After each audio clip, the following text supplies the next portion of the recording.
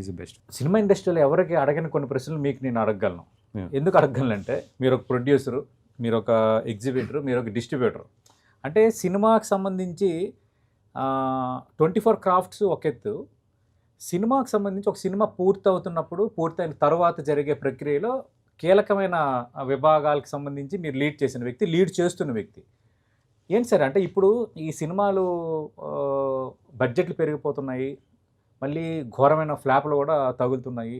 ఒకవైపు ఓటీటీ, ఒకవైపు ఈ పైరసీ, ఇవన్నీ కూడా ఒక రకంగా పట్టి పీడిస్తున్నాయి. బయట ప్రేక్షకులకేమో సినిమా వాళ్ళు బాగా డబ్బులు తీసేసుకుంటారు, టికెట్ల రేట్లు పెంచేస్తారు, లేదంటే హీరోలు రెమ్యునరేషన్లు తీసుకుంటారు. ఇలాంటి డిస్కషన్ ఉంది. సినిమా పరంగా మీరు మంచి చేసినా ఏది చేసినా కూడా ఎందుకు ఒక లార్జర్ సెన్స్లో ఒక రకమైన చిన్న నెగిటివ్ సెన్స్ కొందరిలో అది వస్తూ ఉంటుంది. అంటే ఏం చెప్తారు సార్? అంటే ఇప్పుడు ఈ సినిమాలు ఫ్లాప్ అవుతున్నాయి కదా, ఎక్కువగా నష్టపోతుంది ఎవరు సార్, నిర్మాతల, హీరోల? అంటే ఫైనాన్షియల్గా నష్టపోయేదైతే ఇప్పుడు నిర్మాతనే, అది 100%. ఓకే. ఒక సినిమా ఫ్లాప్ అయింది అంటే గట్టిగా నష్టపోయేది ఎప్పుడు కూడా నిర్మాతే. ఎస్పెషల్లీ ఇప్పుడు టాప్ హీరోస్తో చేసినప్పుడు ఎంతో కొంత సేఫ్టీ ఉంటుంది. ఓకే.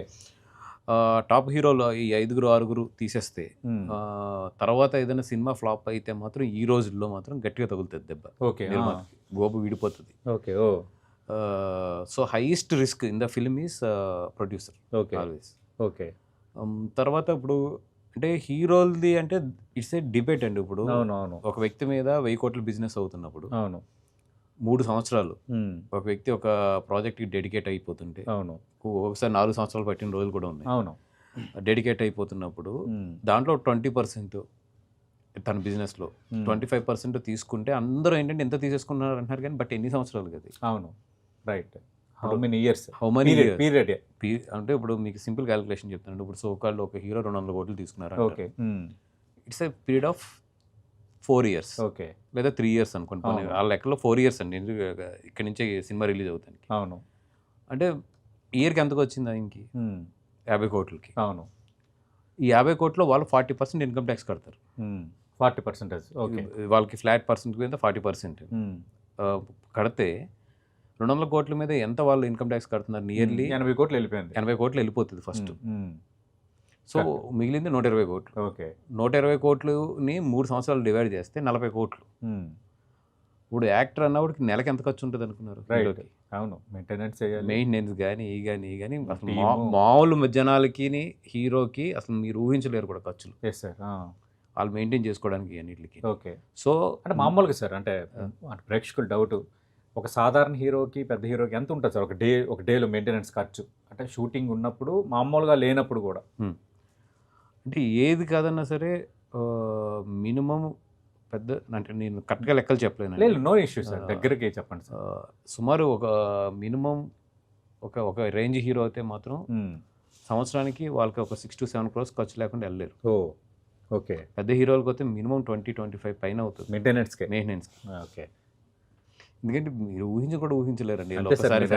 ఫిట్నెస్ మెయింటెనెన్స్ వాళ్ళు ఇప్పుడు ఫిట్నెస్ ట్రైనర్స్ వచ్చి మినిమం 15 లక్షలు 16 లక్షలు ఉంటారు వాళ్ళకి మంత్కి శాలరీ. పర్ మంత్ శాలరీ నేను చెప్పి.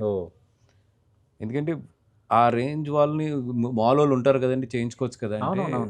అట్లా ఉండదండి. ఎందుకంటే వాళ్ళ ఒక చిన్న రిబ్బు పెట్టినా మొత్తం అక్కడ షూటింగ్లు మొత్తం ఎగిరిపోతాయి. చాలా హైలీ ప్రొఫెషనల్స్ తెచ్చుకుంటారు. అవును. ఓకే. సో ఇవన్నీ కూడా ఏంటంటే నేను చెప్తే అతిశయక్తి కింద ఉంటుంది, కానీ మళ్ళీ కింద కామెంట్లు పడతా ఉంటాయి, కానీ we know the pain of that side also. లేదు సార్ ఇప్పుడు కామెంట్స్ రావటం అనేది మనం అది అంటారు కదా, టేక్ ఇట్ ఫర్ గ్రాంటెడ్ అని. అంటే వర్షం వస్తే వరద వస్తుంది అనేది ఎంత నిజం. ఒకటి జరిగేటప్పుడు వస్తుంది. మీరు ఆ రోజు అన్నారు ఏం పీక్కుంటారా అని అన్నారు. అది కరెక్ట్ వర్డ్. నో అదేంటంటే అది కరెక్ట్ వర్డే. ఎందుకంటే మీరు ఓపెన్గా చెప్పాల్సింది చెప్పేశారు. ఏంటి అన్నట్టు చెప్పేశారు. ఎందుకంటే ఒక టైంకి ఒక ఎక్స్ట్రీమ్కి వచ్చేటప్పుడు మనం దానికోసం ఆలోచిస్తే మీరు వెళ్తున్న మార్గం, మీరు వెళ్తున్న ఆ సక్సెస్ పాత్, మీరు వెళ్తున్న చాలా టిపికల్ పాత్. ఎందుకంటే డబ్బులతో వ్యవహారం. నిర్మాత అంటే ₹1 పెడితే ₹1 రాకపోతే మీకు నష్టమే కదా. అలాంటప్పుడు నేను ఆ డైలాగ్ హియర్ నేను ఏంటంటే నేను కూడా అందరిలాగా లేదు అది తీసుకుంటున్నారంటే నన్ను పొగుడుతారు కింద. But I want to tell the truth. ఇటు సైడ్ కూడా తెలుసు కాబట్టి అంత ఈజీ కాదు అనేది. అంటే ఈరోజు నిజంగా హీరోలు సంపాదిస్తుంది ఇప్పుడు స్ట్రెచ్ చూసుకుంటే సినిమా అంటే 3-4 years అయిపోయింది కాబట్టి ఈరోజు ఇంకా దానికన్నా కూడా బోలంది మంది సంపాదించే వాళ్ళు ఉన్నారు.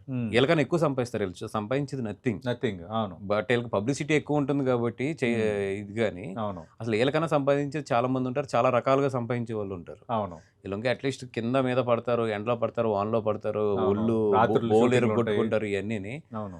ఎవరన్నా అలా కామెంట్ చేస్తున్నప్పుడు నాకు ఒకటి అనిపిస్తుందండి, ఒక్కసారి వచ్చి ఒక ఫైట్ రోప్ పెట్టుకుని ఒక ఫైట్ వెళ్ళంటారు బాబు. వెళ్ళండి. అవును. అంటే ఏంటంటే ఇక్కడ సినిమాలు ఫ్లాప్ అయ్యేటప్పుడు నిర్మాత నష్టపోతున్నాడు, హీరోలు రెమ్యునరేషన్ తగ్గించుకోరు అన్నది కొందరు కామెంట్. లేదండి, నాకు తెలిసి ఏదైతే టాప్ 5, 6, 7 పీపుల్ ఉన్నారో అందరూ కూడా సినిమా ఫ్లాప్ అయినప్పుడు ఎంతో కొంత కోఆపరేట్ చేస్తారు. ఇప్పుడు కొంతమంది సిచ్యువేషన్స్ ఉంటాయి, అంటే నేను చెప్తున్నా కదండి, కొంతమంది కొన్ని సిచ్యువేషన్స్లో చేయలేకపోవచ్చు.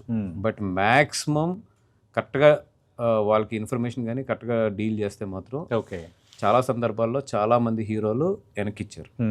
అది అందరికీ తెలిసిన విషయం ఇండస్ట్రీలో. Okay, great. అంటే రెమ్యునరేషన్లో కొంత వెనక్కి ఇచ్చేసారు. బాగా ఫ్లాప్ అయిన రోజున ప్రతి హీరో కూడా ఏదో ఒక సందర్భంలో వెనక్కిచ్చింది ఉంది. ఓకే. అలా అల్లు అర్జున్ గారి అలాంటి సందర్భం ఇప్పుడు వరకు రాలేదు. అంటే మీరు అన్నట్టు కొంత ప్రాఫిట్ ఆల్మోస్ట్ ఎప్పుడు కూడా ప్రొడ్యూసర్ కంఫర్ట్గానే ఉన్నాడు. ఓకే, బెస్ట్ ప్రాజెక్ట్స్ పరంగానే ఇప్పుడు వరకు అలాంటి సిచ్యువేషన్ రాలేదు, థ్యాంక్స్ టు ద గాడ్.